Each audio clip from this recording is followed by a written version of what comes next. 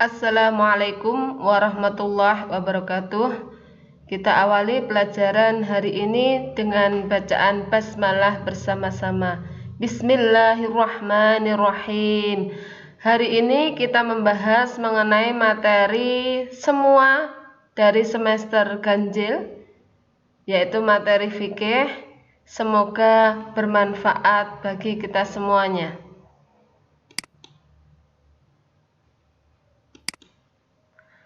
Materi yang pertama adalah penyembelihan. Pengertian penyembelihan atau pengertian menyembelih adalah memutus saluran makan minum, jalan nafas, dan urat nadi dengan alat yang tajam yang sesuai dengan syariat Islam. Adapun rukun-rukunnya, ini ada penyembelih, ada hewannya, ada alat untuk menyembelih. Adapun syarat-syarat dari rukun tersebut adalah: 1. Penyembelih. Penyembelih harus Islam atau ahli kitab. Ahli kitab adalah orang yang memakai atau menggunakan kitab Allah selain Al-Quran. Ini disebut ahli kitab. Yang kedua adalah baligh. Yang ketiga akal sehat. Yang keempat sengaja menyembelih. Jadi ini sengaja menyembelih dengan niat supaya halal hukumnya. Bukan karena tiba-tiba karena melempar senjata tajam kemudian hewan tersebut mati itu dianggap menyembelih, tidak. Yang kedua, hewannya ini harus halal, baik zatnya maupun cara mendapatkannya. Yang kedua, harus hidup. Jadi hewannya harus benar-benar hewan-hewan yang halal yang boleh disembelih. Dan yang kedua, harus hidup. Nah, apakah ada hewan yang tidak perlu disembelih, yang itu halal dimakan? Ya, ada, yaitu bangkai dan belalang. Bangkai, yaitu hewan laut dan belalang. Itu adalah hewan yang tanpa disembelih pun adalah halal hukumnya. Yang ketiga, alat untuk menyembelih ini harus tajam. Tidak terbuat dari tulang, gigi, atau taring. Alatnya ini harus benar-benar alat yang bisa melukai hewannya. Permasalahan-permasalahan dalam menyembelih, sunnah dan larangannya. Permasalahan menyembelih. Cara menyembelih hewan yang terlepas talinya atau istilah Jawanya ucul. Maka dengan cara ditembak, dipanah, atau dengan alat lainnya yang sesuai dengan syariat dengan membaca basmalah sebelum menembak atau memanahnya. Nah, jika hewan tersebut langsung mati, maka sudah sah dan halal untuk dimakan. Tetapi jika hewannya itu belum mati, maka harus segera disembelih, harus wajib untuk disembelih jika hewan tersebut ingin halal untuk dimakannya. Nah, permasalahan yang kedua, cara menyembelih hewan yang lehernya panjang, yaitu seperti angsa, unta, dan hewan halal lainnya. Bagaimana caranya? Yaitu memotong bagian pangkal lehernya. Pangkal leher itu berarti di bagian leher yang dekat dengan badannya. Kemudian hewan sembelihan ahli kitab itu juga halal hukumnya. Sunnah-sunnah menyembelih ini ada bermacam-macam: menajamkan pisau, menghadap kiblat, memberi makan hewan, membaca sholawat. Ini termasuk sunnah-sunnahnya menyembelih. Adapun larangan menyembelih ini memperlihatkan pisau di depan hewannya, menyiksa hewan tersebut, atau mencabuti bulu hewan tersebut. Nah, ini termasuk larangan dalam menyembelih. Adapun bab yang kedua masih ada hubungannya dengan penyembelihan, yaitu kita bahas mengenai kurban dan akikah. Kurban artinya menyembelih hewan, yaitu berupa sapi, kambing, unta, kerbau atau domba pada hari raya Idul Adha tanggal 10 Dzulhijjah atau hari tasyrik, yaitu tanggal 11, 12, 13 Dzulhijjah, dengan tujuan mendekatkan diri kepada Allah. Adapun hewan, syaratnya hewan korban ini tidak cacat. Cacat tergolong cacat ini adalah cacat kakinya pincang atau kakinya tidak normal, telinganya putus atau telinganya hanya satu, mata buta atau mata hanya satu. Nah, syarat yang kedua harus gemuk. Syarat yang ketiga harus cukup umur, yaitu umurnya 2 tahun atau sudah ganti gigi atau disebut dengan musinah. Nah, korban dagingnya diberikan dalam keadaan mentah. Kepada siapa? Kepada fakir miskin, kepada tetangga, kepada orang yang berkorban sendiri. Jadi ketika menyembelih korban ini dibagi menjadi 3. Yang sepertiga untuk fakir miskin, yang sepertiga untuk tetangga, saudara, kerabat, yang sepertiga lagi digunakan untuk orang yang berkorban itu sendiri. Jadi orang yang berkorban itu makan daging korbannya sendiri, ini hukumnya sunnah. Jika yang berkorban itu niatnya nazar atau janji, maka orang yang berkorban itu tidak boleh menerima daging korbannya sendiri. Contohnya, nanti jika saya lulus dengan nilai yang baik, tahun depan saya akan berkorban, menyembelih hewan korban. Nah, ketika terjadi benar, maka makan daging korbannya sendiri itu haram hukumnya. Selanjutnya, perintah berkorban ini hukumnya sunnah bagi umat Islam. Sedangkan bagi Rasulullah ini hukumnya wajib. Adapun berkorban ini kita mengikuti sunnahnya Nabi Ibrahim. Yang selanjutnya adalah akikah. Masih menyembelih juga. Akikah adalah menyembelih hewan kambing saja ya, pada hari ke-7 setelah kelahiran bayi sebagai rasa syukur telah dianugerahkan seorang anak, seorang bayi. Syarat hewannya sama dengan hewan kurban. Adapun pembagian daging ini diberikan dalam keadaan matang kepada tetangga dekat, baik kaya maupun miskin. Jika akikah dengan niat nazar, maka yang melaksanakan tidak boleh makan daging tersebut.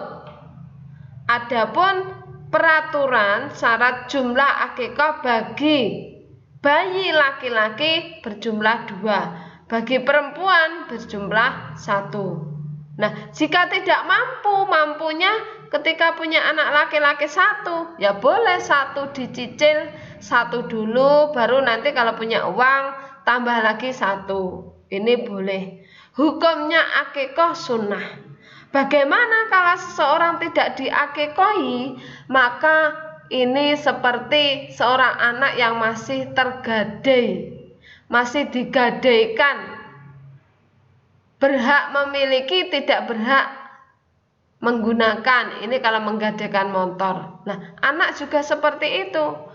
Kita punya anak, tetapi seakan-akan anak itu bukan milik kita karena masih digadaikan, tergadai. Bab selanjutnya adalah muamalah, artinya hubungan sosial antar manusia. Apa saja yang termasuk muamalah itu? Jual beli, khiyar, kirot, ariyah, hutang piutang, sewa menyewa, upah atau gaji atau ujroh, gadai, dan borak. Materi muamalah pada semester 1 ini tidak kita bahas semuanya yang termasuk muamalah, tetapi hanya beberapa yang kita ambil dari semester 1. Yang pertama adalah jual beli. Hukumnya mubah. Rukun jual beli harus ada penjual, pembeli, barang yang diperjualbelikan, uang, dan akad ijab kabul. Syarat penjual atau pembeli harus balik. Akal harus sehat, bukan pemboros atau orang yang suka menghambur-hamburkan hartanya. Barang yang dijual belikan ini harus halal barangnya maupun cara mendapatkannya. Barang yang dijual harus terlihat atau berwujud, bisa diserah terimakan, milik sendiri atau sudah ada izin. Rukun yang selanjutnya adalah akad. Akadnya harus jelas. Macam-macam jual beli. Ini ada 3 macam. Jual beli yang sah itu yaitu yang sesuai dengan syarat dan rukunnya. Jual beli yang terlarang berarti tidak terpenuhi syarat rukunnya. Menjual barang haram, menjual barang najis atau kotoran. Bagaimana seandainya ada orang yang menjual kotoran kambing atau kotoran ayam atau sapi untuk pupuk? Berarti kita jual kotoran? Bukan, tidak seperti itu. Akadnya harus jelas, yaitu dengan mengganti ongkos operasional. Jadi ketika kita membeli kotoran itu kita akadnya adalah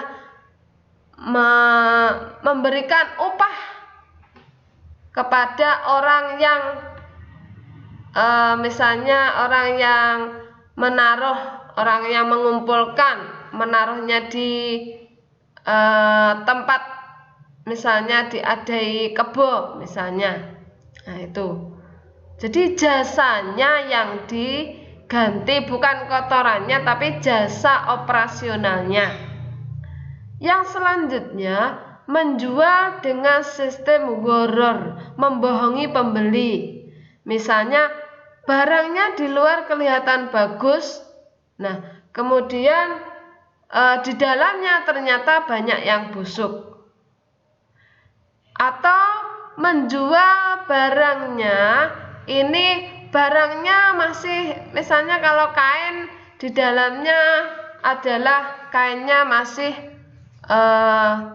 sudah luntur. Nah, terlihat di luar ini bagus, ternyata setelah dibuka ini barangnya kotor atau barangnya rusak. Yang selanjutnya menjual barang yang tidak jelas. Apakah barang tersebut ada atau tidak, baik atau buruk, belum jelas. Ini juga terlarang. Jual beli sistem ijon, yaitu menjual buah yang masih di pohon, yang masih mentah dan belum siap dimakan. Biasanya ini buah-buahan, misalnya rambutan. Ketika rambutan itu belum matang, masih hijau, ini sudah dijual seharga misalnya seharga 500.000. Tetapi nanti ketika ngunduh itu sudah matang. Nah, Jadi dia menjualnya masih mentah, masih kecil buahnya, tetapi nanti ketika mengambilnya, ngunduh itu sudah matang. Nah, ini tidak boleh. Yang selanjutnya, jual beli dengan niat ditimbun dan akan dijual pada saat harganya mahal. Kenapa ini termasuk jual beli yang terlarang atau haram? Karena ini akan merugikan orang yang membutuhkan saat ini. Kalau kita membeli barang yang banyak kemudian barangnya habis, sedang orang lain membutuhkan, kita barangnya tertumpuk di gudang, ini akan merugikan orang lain, menyusahkan orang lain, itu hukumnya haram. Yang selanjutnya, jual beli sah tetapi terlarang, yaitu jual beli pada saat azan atau sholat Jumat. Harusnya jual beli itu dilakukan sebelum jauh dari sholat Jumat atau setelah sholat Jumat, itu baru boleh. Jangan ketika waktunya mau sholat Jumat ini melaksanakan jual beli sehingga jual belinya ini kurang sempurna. Di sisi lain cepat-cepat segera sholat Jumat, di sisi lain masih tawar-menawar. Ini sah sebenarnya tapi terlarang. Yang selanjutnya adalah khiyar. Khiyar artinya memilih, jadi meneruskan atau membatalkan jual beli. Macam-macam khiyar, ada khiyar majelis, khiyar syarat, khiyar aibi. Khiyar majelis adalah memilih jadi meneruskan jual beli atau membatalkan jual beli ketika masih di tokonya atau di pasar atau di swalayan atau di tempat proses jual beli. Yang kedua, khiyar syarat, yaitu memilih jadi meneruskan atau membatalkan jual beli dengan adanya syarat tertentu. Misalnya, jika nanti warnanya tidak merah, saya tidak jadi membeli. Jika nanti kurang besar, saya tidak jadi membeli.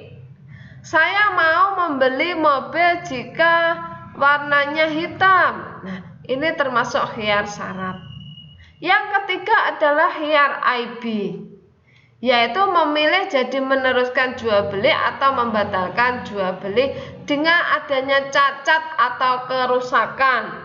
Nah, misalnya sudah membeli mobil, ternyata mobil itu rusak, nah, sehingga tidak jadi dibeli. Itu namanya khiyar aibi. Selanjutnya adalah qirot.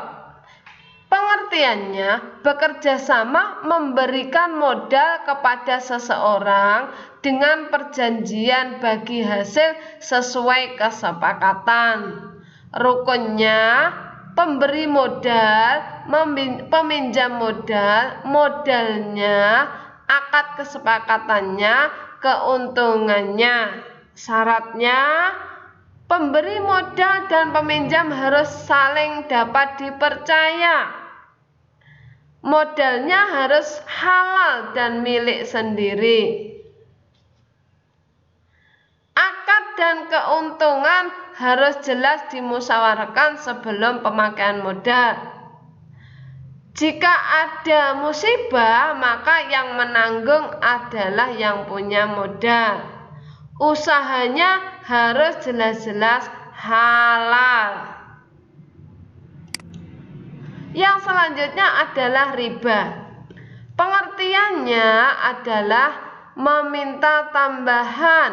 Adapun macam-macamnya, ada riba nasi'ah, ada riba fadli. Riba nasi'ah adalah meminta tambahan dalam pembayaran hutang. Misalnya hutang 100.000, nanti mengembalikan 200.000. Riba fadli adanya tambahan dalam jual beli barang sejenis. Misalnya punya jagung basah senilai 2.000, ditukar dengan jagung kering dengan harga 3.000, maka harus ada tambahan 3.000. Ini termasuk riba. Bagaimana cara supaya tidak riba? Maka caranya adalah jagung basah tadi dijual. Nah, Kemudian laku berapa? 2.000. Oh, saya butuh jagung kering, berarti uang saya kurang 3.000.